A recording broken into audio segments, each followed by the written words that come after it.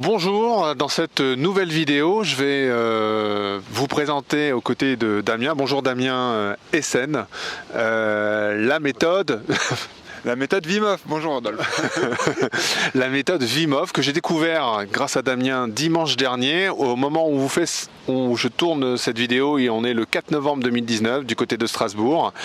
Et Damien, on va commencer déjà à se faire un petit bain. Qu'en penses-tu? Oui, carrément, autant en profiter.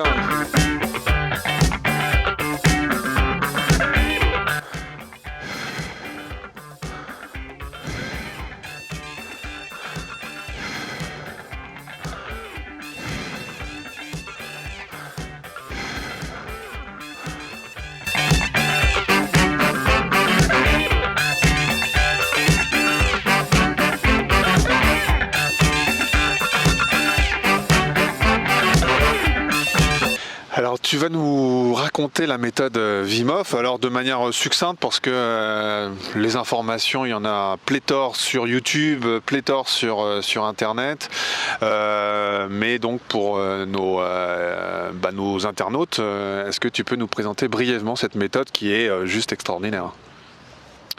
Donc la méthode Wim Hof elle se repose sur trois piliers. Il y a le froid.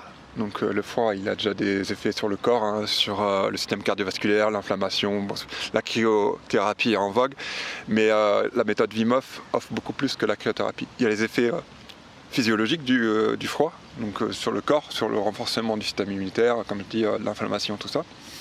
Mais il y a surtout une dimension mentale, qui est celle de faire le choix qui n'est pas le choix du confort, mais le choix qui va nous développer des ressources, aussi se rendre compte que notre paysage mental ou le regard qu'on a sur une chose va faire 90% de la chose. La cause extérieure, elle importe peu.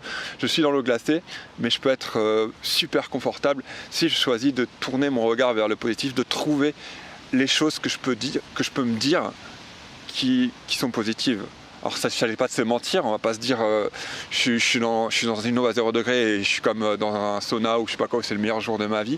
Peut-être c'est le meilleur jour de sa vie, mais niveau confort, il y a quelque chose à développer en tout cas.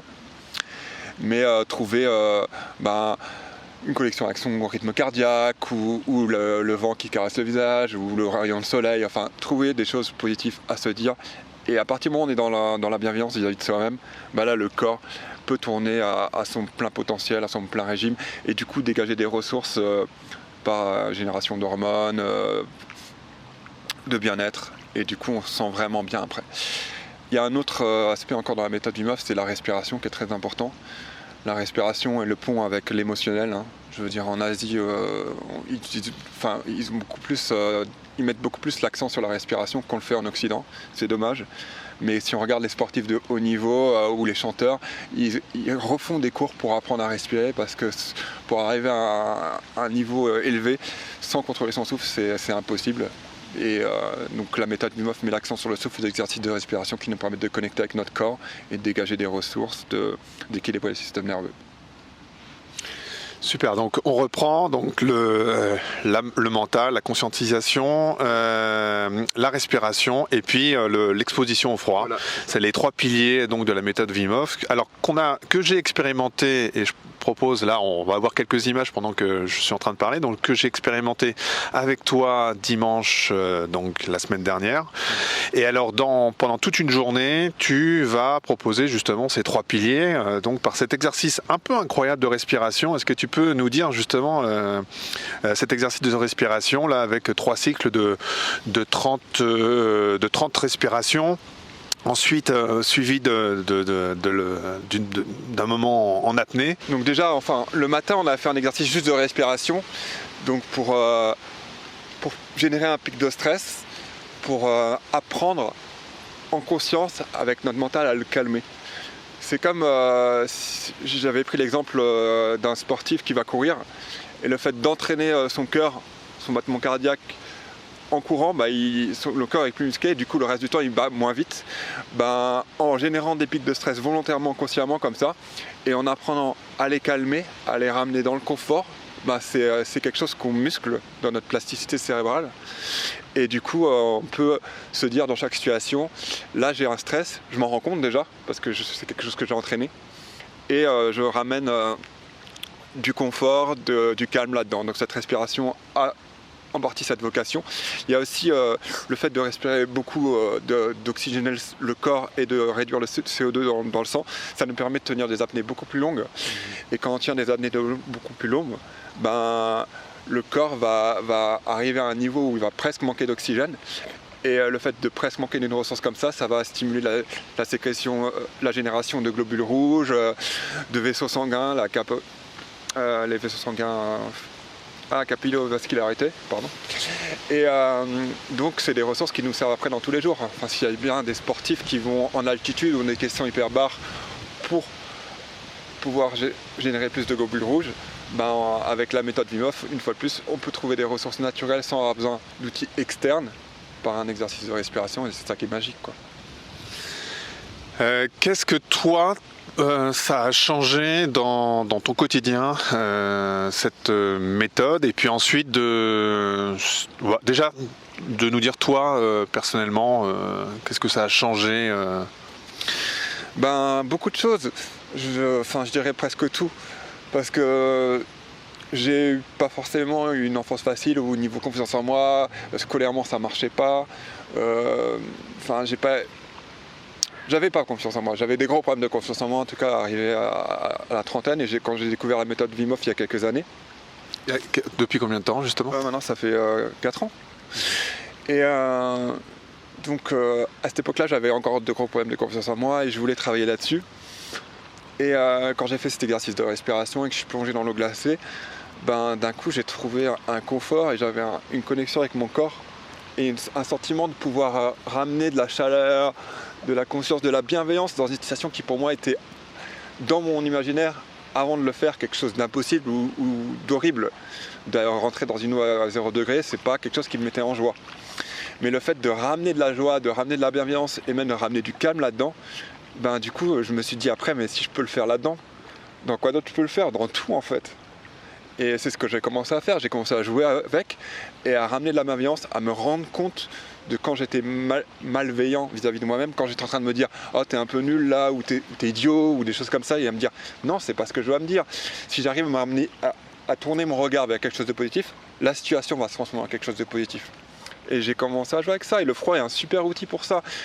J'ai commencé à promener l'hiver en t-shirt, et du coup, quand j'étais pas dans la bienveillance vis-à-vis de moi-même, le froid te mord, il n'est pas agréable. Donc, par contre, quand j'étais dans la bienveillance, c'était cool. Donc ça me le rappelait, il y avait un agent extérieur qui me rappelait quand j'étais dans la bienveillance ou pas. Et c'est ça que ça a changé. Ça m'a éduqué, en fait, à être bienveillant.